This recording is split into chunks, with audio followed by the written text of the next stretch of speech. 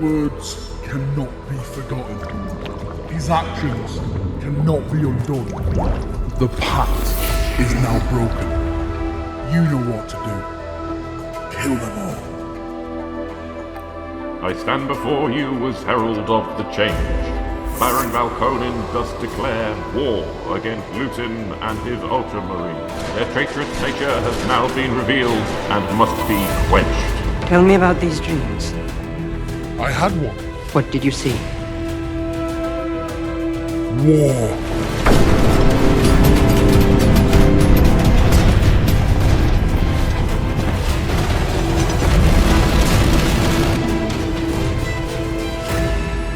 My hobby. My channel. My dawn. I'm dressed in black today because I'm in mourning. I'm not mourning over ROGAL Dorn, as some have been led to believe that ROGAL Dorn is dead and should stay dead. No!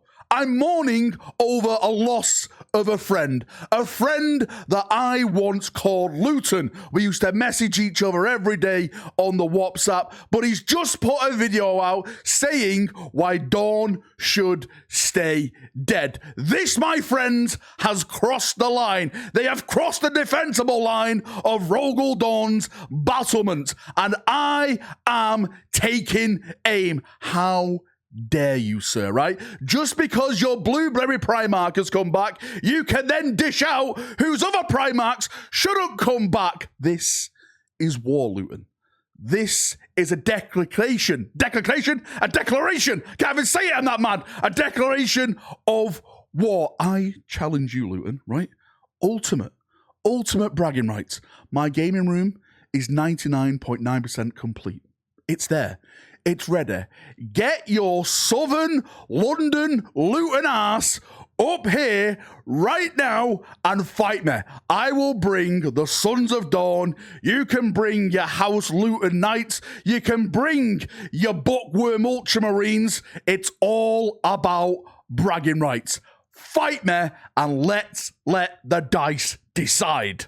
Now, all banter aside, let me just actually have a reaction to that said video, because a lot of people said it to me. A lot of people said it to me. My inbox was on fire about that. Valrak, ROGAL Dorn should stay dead, etc., etc. You get the jokes, right? If you're an Imperial Fist fan, you probably get the jokes. If you're a Son of Dawn fan, you probably get the jokes that people were probably trolling on you with that video. I watched the video. I think it was a pretty decent video. One of the things that was stated in there, or the things that were stated, is about bringing back characters in Warhammer 40,000. And I actually do agree with that. Like, the biggest character that Games Workshop brought back and kind of ruined the story for me was Loken. Like, at the start of the Horus Heresy, you followed this character, Loken, and he was like, okay, this guy's going to be the hero throughout the books. We've got to get that. Then you get to Isfahan, it's like, oh my god, everyone's dead. It's burning. There's fire everywhere. Everyone died. What in the Emperor's name is going on? Then the next big book, Loken is back and stuff like that. And I was like, oh, that really took the wind out of the sails. I can definitely get that standpoint of bringing characters back from the dead, and it can kind of get boring and not really have any consequences within the Warhammer 40,000 lore. Completely get that. See that side of the story, but there's a but, and when there's a but, there's always a but, right? But this is how I see it. Primarchs are Primarchs. I am an absolute Primarch fanboy, and I get it. There's going to be some people watching this saying, I hate Primarchs. Ever since they brought them back into the 40k setting, I've hated it. I've hated the story, the narrative, everything like that. And I completely get that, right? That is your side of the story. I'm not going to argue with you at all. I'm just saying I'm opposite from you. I see the different side of the coin. I absolutely love Primarchs coming back. I love Gilliman's back. I love the Lions back. Angron, Magnus, Mortarion, soon to be Fulgrim, soon to be Lehman Russ, if the rumors turn out to be true, right? All these epic characters from the Horus Heresy and the Great Crusade returning to this grimdark setting and seeing how much the Imperium's changed and how shocked they are. I love seeing that. It branches into different narratives and different stories and how they're handling themselves in this new future of Warhammer 40,000. And again, I get it if people don't like that, but I do like that. Now, to bring back dead Primarchs, I do think this is maybe a step too far. Like Ferrus Manus, definitely. Don't know what's really going to happen with him. Ferrus's skull, I'm going to do a video on that later on, probably this week or next week, because I definitely think something's going to happen with Ferrus's skull. There was a big spoiler of that in the end of the death. ROGAL Dorn being dead. ROGAL Dorn is officially not dead. He was officially dead at one point. Right, I'll give you that. His full body was encased in amber, but with these, I think it was a 6th or 7th edition Imperial Fist supplement. They changed it, and it was like only Dawn's fist was found. Now, I've always been a person, and of course, I've always been a person. What am I? Am I Xenos? Oh my God, purge me. I've always said, as a person, right, as a ROGAL Dorn fan, as an Imperial Fist fan, as a Primarch fan, that Games Workshop absolutely loves money. Games Workshop is a publicly traded company. It's a PLCC, a PLC, right? Sorry, I don't know the stonks that much.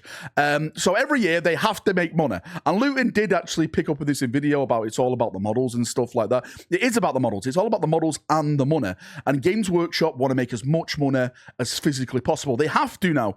Every financial year they have to please their investors now, because that is the rule of the game that they've put themselves into now, being a company that they're doing. And one of the ways they do this, of course, marketing, licensing and stuff like that. But Primarchs are a big money seller.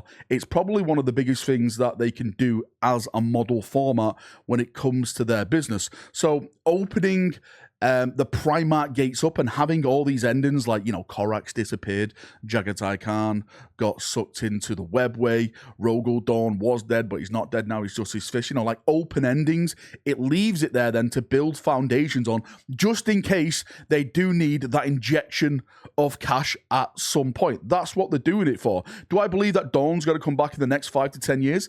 Probably not. Within the next 20 plus years? Probably yes, right? I don't see Dawn on the horizon right now, but I definitely do think that Dawn will come back. You can argue now they're probably going to bring Horus back. If you read The End of the Death Part 3, there's a lot of changes what happened in that book. You could argue that Sanguinius in some way is going to come back. Again, the arguments are there. Well, what does his whole story mean then in the Horus Heresy? I would argue now not really a lot, because he didn't really achieve that much on the Vengeful Spirit. But again, that's another debate for another time. What I'm trying to get at is that the stories are all open now. They're all open-ended for one purpose, and that is to bring every single Primarch back if they want to. At the end of the day, it's Games Workshop's law. They'll change it to however they want to change it. They've been changing it since the Rogue Trader days, right?